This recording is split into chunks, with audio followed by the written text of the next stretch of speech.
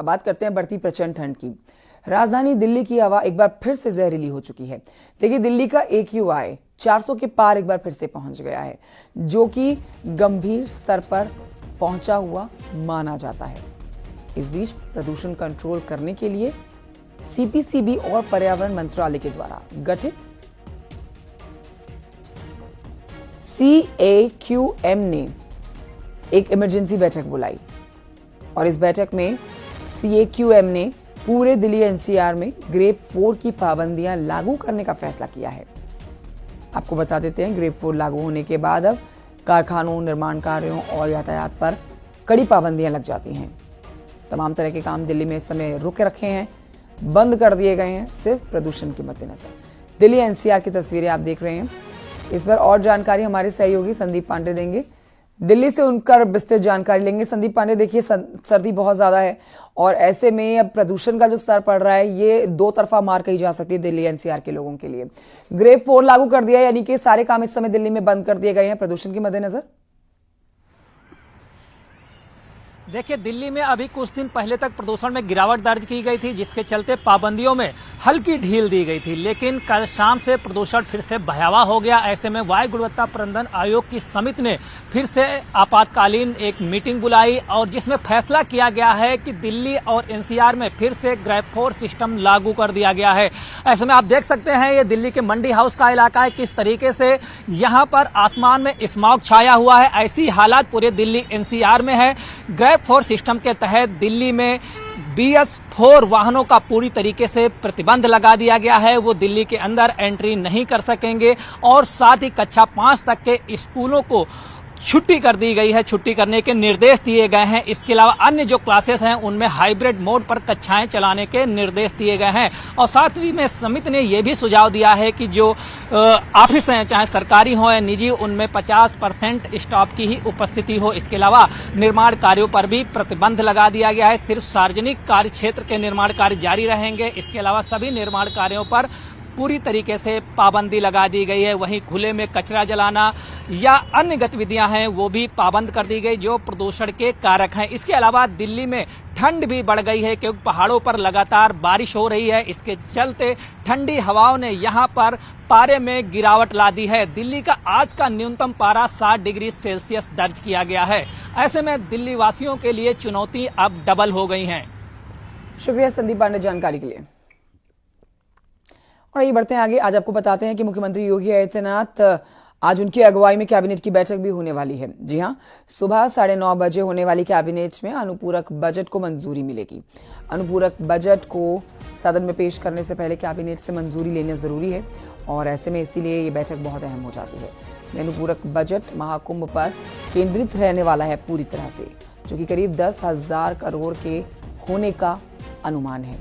ये योगी सरकार दूसरे कार्यकाल का दूसरे अनुपूरक बजट को पेश करने की आज तैयारी कर चुकी है, जबकि पहला अनुपूरक बजट जो था वो जुलाई में पेश किया गया था। अनुपूरक बजट को लेकर ये माना जा रहा है कि इसका एक बड़ा हिस्सा महाकुंभ को समर्पित होगा, जिसमें परिवहन विभाग, नगर विकास विभाग, इसके अलावा कुंभ से जुड़े हुए कुछ और विभागों को आवंटित किया जाएगा।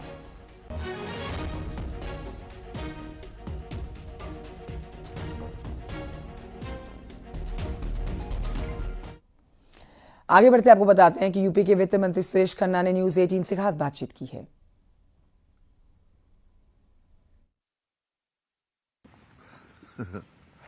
मैंने कहा कि जैसी जरूरत होती है उसके हिसाब से हम लोग फैसला करते हैं।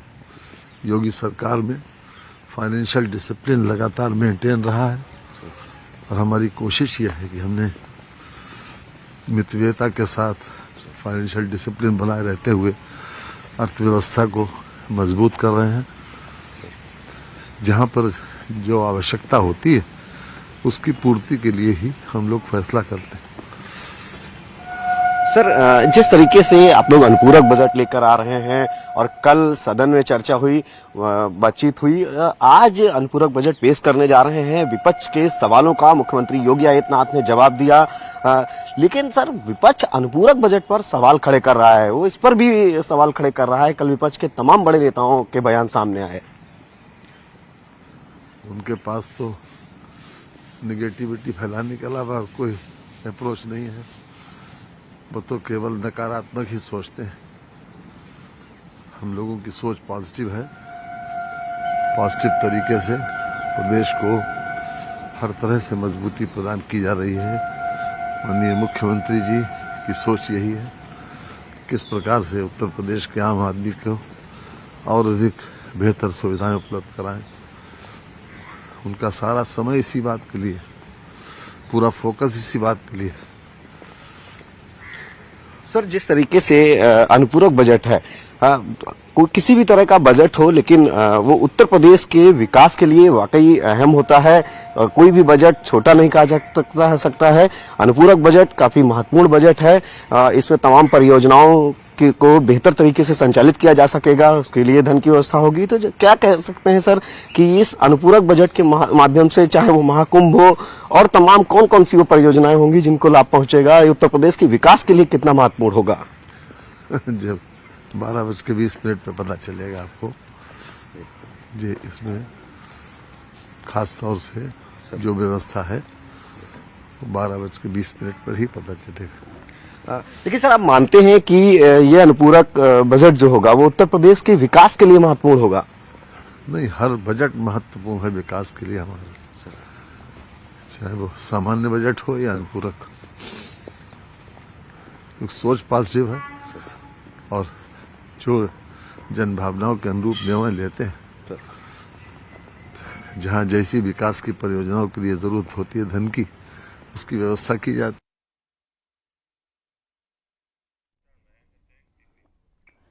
डिप्टी सीएम ब्रजेश पाठक ने भी न्यूज 18 से खास बातचीत की है।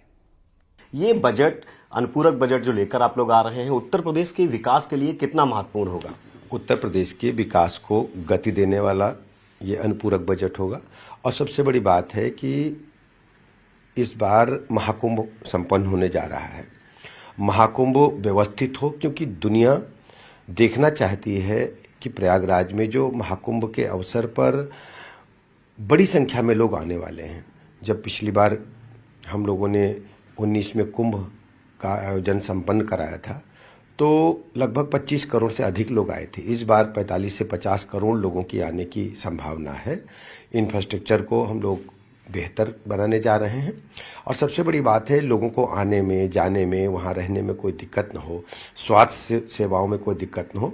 बहुत ही मजबूत स्ट्रेंथन हम लोगों ने इस इंफ्रास्ट्रक्चर को किया है और उत्तर प्रदेश के चतुर्मुखी विकास को, सड़कों को, बिजली को, पानी को और जो हमारे स्कूल कॉलेजेज हैं, चारों चतुर्मुखी डेवलपमेंट हो, इसको विचार में रख करके, ध्यान में रख करके ये अनुपूरक बजट हम लोग लाए हैं और सभी विभागों को बिंदुवार चर्चा भी होगी। इसके बाद हम लोग पास करेंगे और प्रदेश के विकास में बहुत बड़ा माइलस्टोन साबित होगा ये अनुपूरक बजट। सर, जिस तरीके से विपक्ष का कल भी आपने देखा, उन्होंने लगातार प्रदर्शन किया, अनुपूरक बजट पर भी वो सवाल कल से ही उठा रहे हैं। आप जानते हैं कि विपक्ष का